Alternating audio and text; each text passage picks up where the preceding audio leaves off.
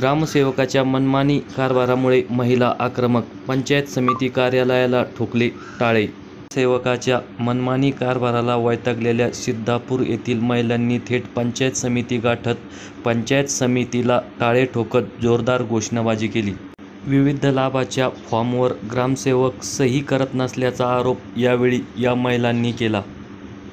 जोपर्यंत फॉर्मवर सही होत नाही तोपर्यंत येथून हलणार नाही असा आक्रमक पवित्रा या महिलांनी घेतला होता.